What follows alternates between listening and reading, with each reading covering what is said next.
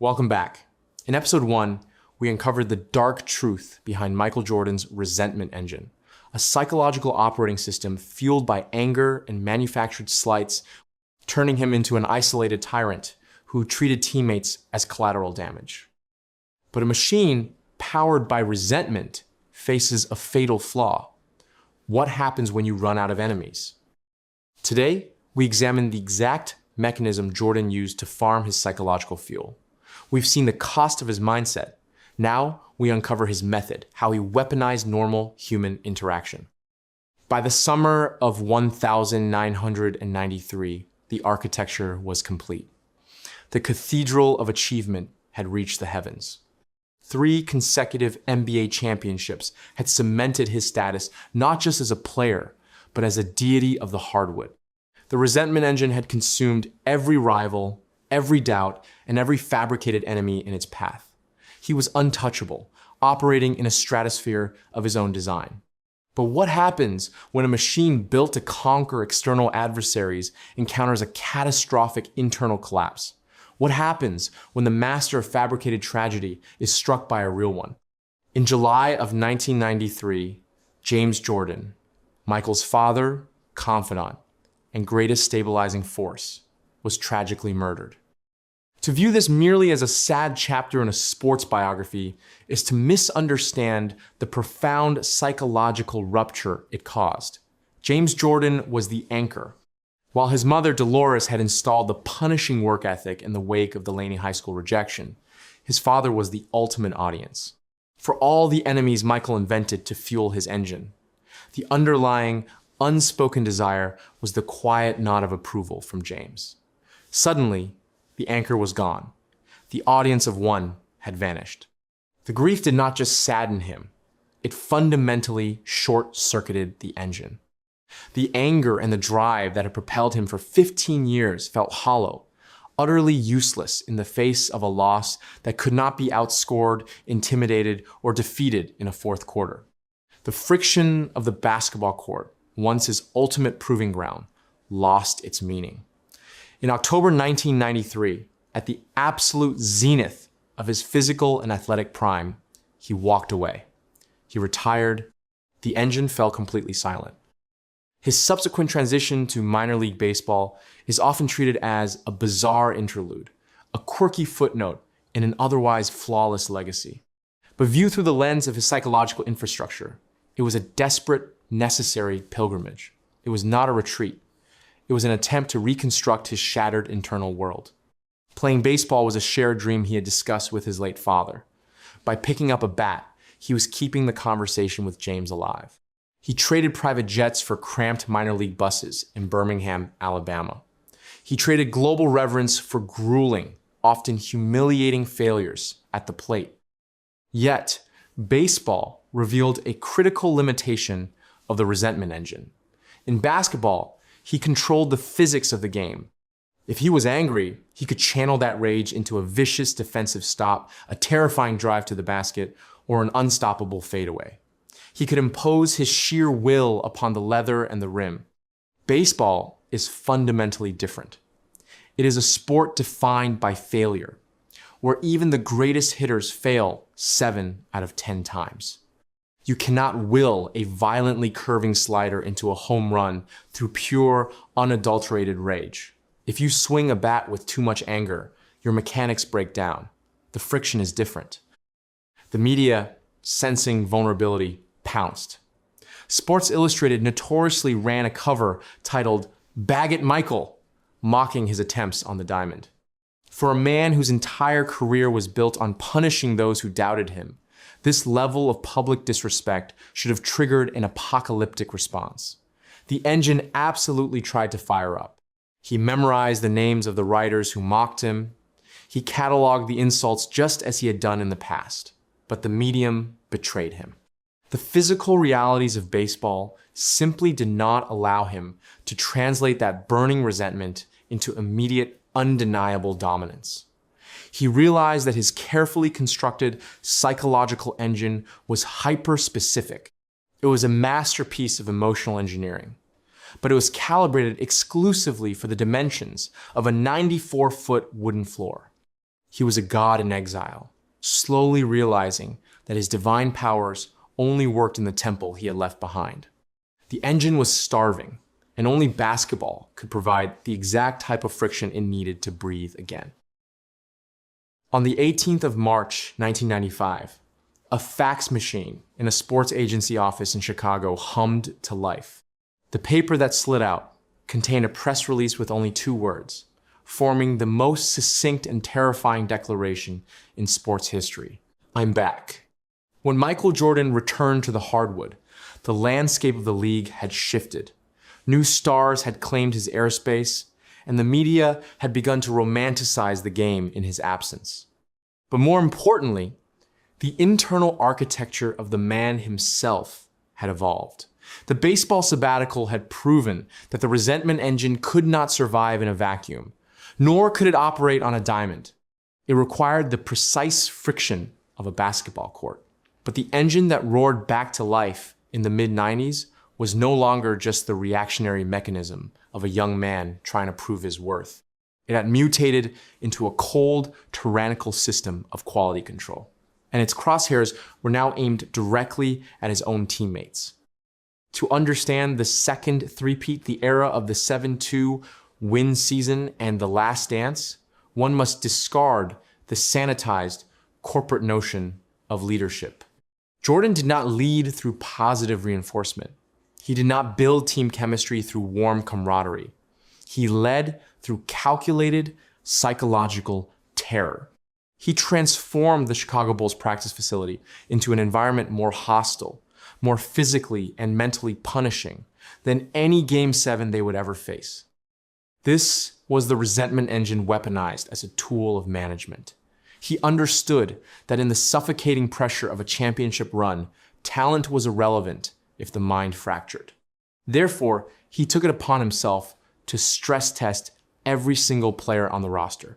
He was relentless, deploying a barrage of trash talk, physical intimidation, and public humiliation. He targeted players like Scott Burrell, relentlessly picking at their insecurities, demanding a level of intensity that bordered on abuse. The infamous physical altercation with Steve Kerr, where Jordan punched his own teammate in the face during a scrimmage, was not a lapse in judgment. It was the inevitable explosion of an ecosystem designed to push men past their breaking points. He was forcing his teammates to harbor resentment toward him. He wanted them angry. He wanted them to hate him just enough to fight back, because if they could stand up to the apex predator in a closed gym on a Tuesday morning, the opposing teams in the playoffs would seem like child's play. He was manufacturing their survival instincts. He willingly became the villain in his own locker room because he recognized a dark truth. A team bonded by the shared trauma of surviving his daily psychological warfare would be utterly unbreakable when it mattered most. This brutal methodology reached its absolute limit during the 1997 to 1998 season, universally known as the Last Dance. The physical toll of chasing greatness for over a decade had caught up to him. He was older, his explosive vertical leap was fading, and the entire organization was fracturing around him due to management disputes. The team was exhausted. Yet, it is exactly here, in the face of inevitable decline, that the true power of his psychological infrastructure was laid bare. Consider the 1,998 finals against the Utah Jazz. The body was failing, the legs were heavy, but the engine refused to acknowledge physical reality. The resentment was no longer directed at a high school coach or a fabricated slight from a rival. It was directed at the concept of losing itself. He resented the very idea that time, age, or an opposing team could dictate the terms of his exit. In Game 6, in the final terrifying minute, running purely on fumes and willpower, he did not just rely on athletic ability. He relied on the paranoid, obsessive, deeply ingrained refusal to yield that he had cultivated since he was 15 years old. He stole the ball, he pushed off, he hit the shot. He didn't just beat the Jazz, he violently wrestled destiny to the ground and choked it until it gave him what he demanded. The engine carried a broken body to the summit one last time. There's a profound, almost deafening silence that follows the ultimate victory. When the final buzzer sounded in Utah in 1998, securing his 6th championship and concluding his time with the Chicago Bulls, the world celebrated an unparalleled triumph. But for the man at the center of the confetti, a different reality set in. What happens to a machine designed exclusively for war when peace is finally declared? What happens to the resentment engine when there is absolutely no one left to conquer, no doubters left to silence, and no lists left to be left off of? This is the dark side of greatness, the hidden tax levied on absolute supremacy. The legacy of Michael Jordan's engine is not just the trophies in the glass cases. It is the profound, chilling isolation of the man who built it. In his own words, years later, he would admit with a tearful, terrifying intensity that winning has a price and leadership has a price. He pulled people along when they didn't want to be pulled. He challenged them when they didn't want to be challenged, but the heaviest price was paid internally. When you condition your brain for decades to view every interaction as a potential slight and every peer as a potential threat, you cannot simply flip a switch and become a civilian. The engine doesn't idle, it overheats. This is why we saw the ghosts being hunted at the Hall of Fame podium. The psychological infrastructure that made him a god on the court made him an island off of it. He had conquered the world, but he was trapped inside the fortress he built to do it. But what does this mean for the rest of us? Are we to conclude that the only path to monumental success requires becoming a paranoid, grudge-holding tyrant? No. To copy his exact blueprint would be to invite a toxic disaster into our own lives. The brilliance of studying this psychology is not in replication, but in adaptation. The true lesson of the resentment engine is the alchemy of failure. Most people process rejection, failure, or criticism as a signal to stop. We feel that hollow, painful drop in our stomachs, much like a 15-year-old boy looking at a high school gymnasium door, and we interpret it as the universe telling us we are not good enough.